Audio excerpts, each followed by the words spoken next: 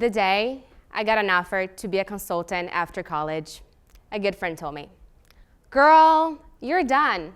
The hardest part is getting the job." That got me really excited. But I also heard this anxious voice speaking inside my head. That voice is my inner critic, who I call Nancy. And Nancy kept telling me, "Renata, I don't think you should be that excited. You have 0 consulting skills." Nancy was right, but she calmed down after all of the training that every consultant has to get through. A few years later, when I met my wonderful partner, John, I had a strangely similar experience. All of my friends told me, "You're done. The hardest part is finding the right person." And I was really excited. But Nancy came back screaming, "Renata, what do you know about relationships?" Clearly, not much, because so far, 100% of them have ended. Ouch. I know. But before I tell you what happened next, I want to take a quick poll. Raise your hand if you think that love is a pretty important part of life. Everyone, all of us. Great.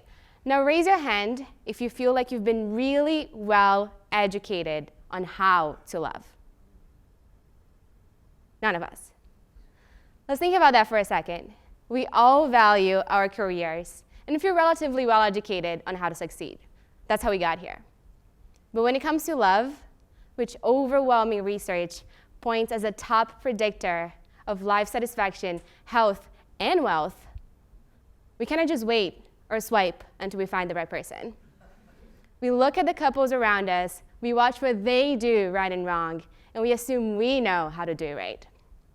But that's like hoping to become a doctor by watching Grey's Anatomy.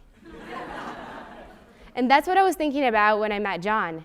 I felt like I finally met the right person, but I didn't feel educated on how to be the right person. And I started getting really scared that I would eventually mess everything up. And I really didn't want to mess anything up. So I started reading every piece of research and every book that I could find about the science of love and relationships. Luckily, John loves reading, so he followed me down that rabbit hole, which is very convenient, but also a little weird.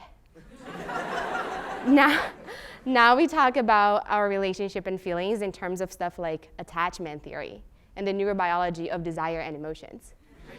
And we haven't even taken touchy-feely.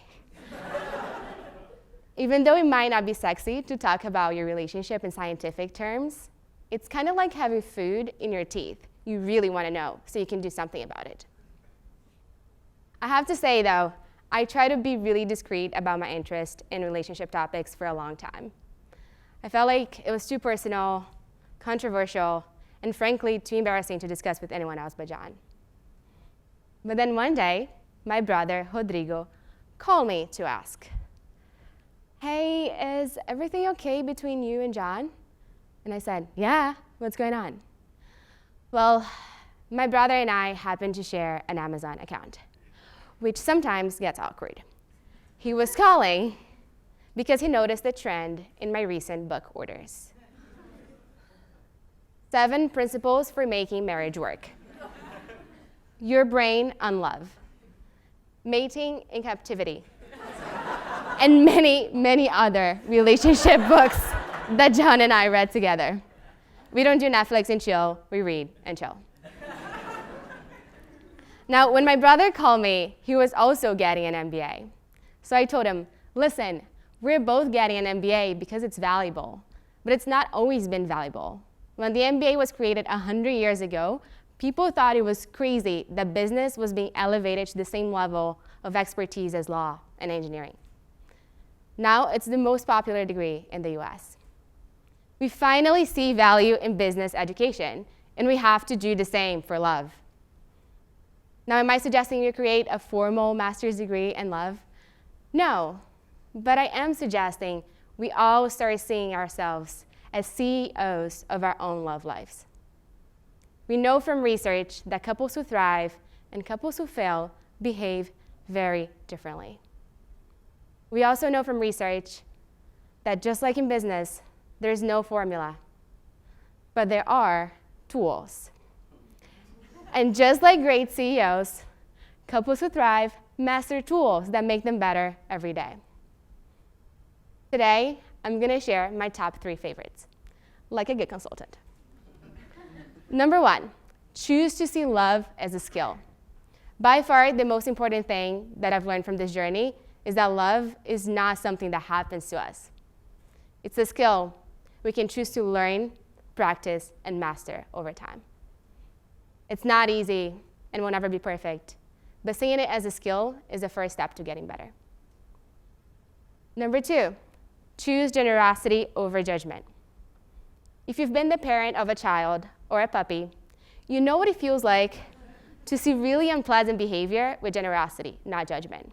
You understand that they are still growing up. But if our partner does something we don't like, we judge, we get offended. They should be fully grown up by now. But as long as we're alive, we're all still growing up. It's easy to love the wonderful things about our partner. But the true love skill is seeing what's not so wonderful about them with generosity, not judgment. Number 3, choose to become an expert on your partner. We know from neuroscience that if you take couples who report to still be madly in love after 25 years and put them through an MRI machine, when you show them a photo of their partner, their brain lights up just like couples who just fell in love. Which is crazy, because that basically means that the honeymoon phase doesn't have to be over at the honeymoon. Couples who stay in love are couples who stay curious. Every day, they commit to learning about each other like an expert. They never stop learning.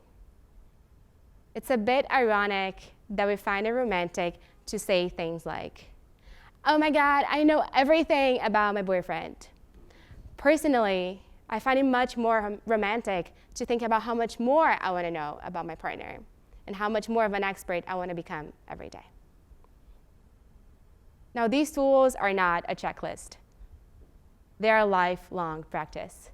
But it's easy to forget that when we get busy with life. So I want to leave you with something that helps me remind myself of being accountable every day, both in business and in love.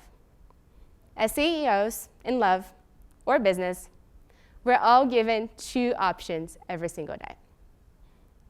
You can either blame external conditions for your performance, or you can take radical responsibility for practicing the skills that make you better. Now the question is, which one will you choose?